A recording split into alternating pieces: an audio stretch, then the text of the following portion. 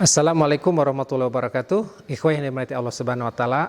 Selamat berjumpa lagi dengan saya Muhammad Syafi Antonio. Kita masih membahas tentang Islamic Wealth Management QBNW.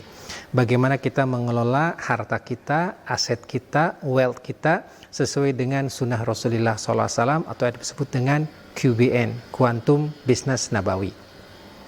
Di pertemuan sebelumnya kita sudah membahas bahwa dalam wealth management itu ada sekitar 7 aspek. Yang pertama adalah income maximization, memaksimalkan income. Yang kedua adalah spending management, mengelola arus kas pengeluaran kita. Yang ketiga adalah investment strategy, bagaimana kita melakukan strategi investasi. Yang keempat adalah insurance option, kita memilih opsi-opsi asuransi. Yang kelima, kita harus bersyukur kepada Allah Subhanahu wa taala dengan zakat, infak, sedekah dan wakaf, serta jangan lupa pajak. Dan yang keenam adalah tentang pension planning, merencanakan masa pensiun kita. Dan yang ketujuh adalah persiapan untuk memberikan yang terbaik setelah kita meninggal dalam bentuk estate management atau waris. Nah, kali ini kita akan membahas tentang income maximization lebih dalam atau disebut dengan kasbul ma'isyah. Nah, kasbul ma'isyah ini ternyata menjadi satu hal yang sangat amat penting dalam agama kita. Dalam surat As-Saff, Allah Subhanahu wa taala menegaskan, "Ya ayyuhalladzina amanu hal adullukum ala tijaratin tunjikum min azabin alim, tu'minuna billahi wa rasulih wa tujahiduna fi sabilillahi bi amwalikum wa anfusikum dzalikum khairul lakum in kuntum ta'lamun." Ayat ini menegaskan yang artinya kurang lebih sebagai berikut, wahai orang-orang yang beriman, maukah kalian aku tunjukkan kepada satu tijarah, kepada satu bisnis yang bisa menyelamatkan dari azab yang pedih. Apakah itu? Beriman kepada Allah dan Rasulnya, serta berjihad di jalan Allah dengan hartamu dan dengan jiwamu. Itu lebih baik jika engkau mengetahui. Nah, subhanallah, ternyata Allah Subhanahu wa taala menegaskan bahwa tijarah atau berbisnis itu merupakan satu jihad, merupakan satu yang sangat amat mulia, dan Allah Subhanahu wa taala mengatakan ini bisa menyelamatkan dari azab yang pedih. Kita berjihadnya dalam bidang apa? Berjihad dengan hartamu dan berjihad dengan jiwamu. Ada yang menarik di sini, mengapa Allah Subhanahu wa taala menyebutkan berjihad dengan harta terlebih dahulu, baru kemudian menyebutnya berjihad dengan jiwa. Nah, para ulama di sini memiliki beberapa pendapat. Pendapat yang pertama adalah step by step atau gradualization atau tadarruj. Wa innahu minal mustahil wa minas su'uba an tudahi bi nafsik an tujahid fi sabilillah fi Palestin masalan atau fi Afghanistan. Wa hadha sa'ab. Walakin idza tuqaddim bi ma'unat bi ta'am wa bil adwiyah fahada ashal. Para ulama mengatakan bahwa ini merupakan bagian dari step by step ketika kita berkorban dan mengkontribusikan sesuatu. Adalah sangat berat jikalau kita langsung berkorban dengan jiwa kita.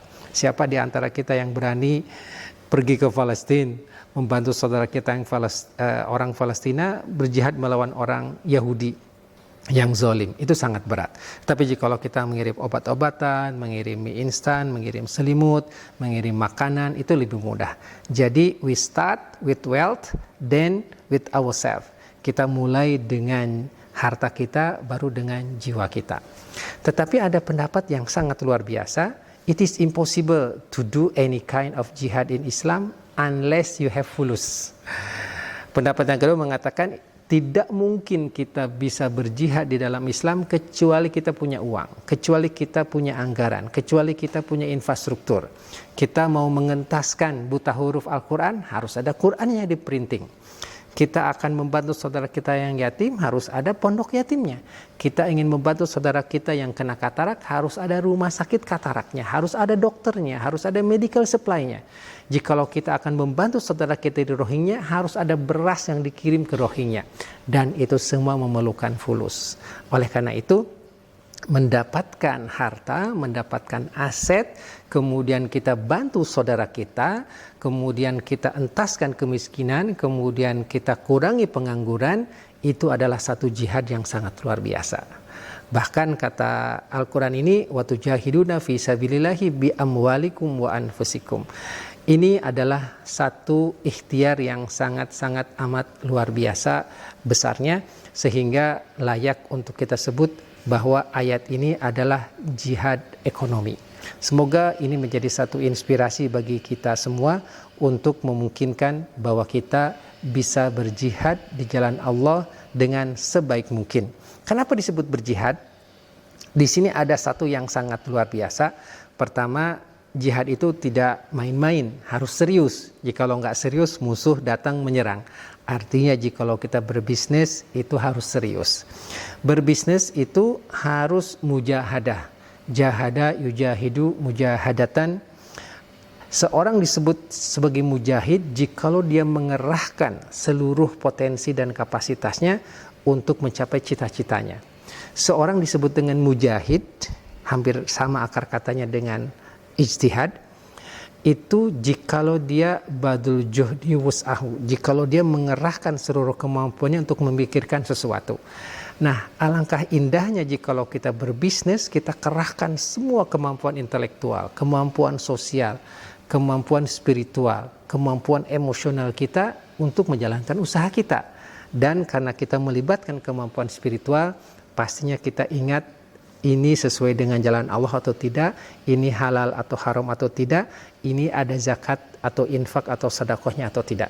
Nah, itulah mungkin salah satu keindahan kita memaknai berbisnis sebagai jihad, harus serius, harus total football, dan kita harus dengan cara yang baik. Semoga bermanfaat. Billahi taufiq wa hidayah. Wassalamualaikum warahmatullahi wabarakatuh.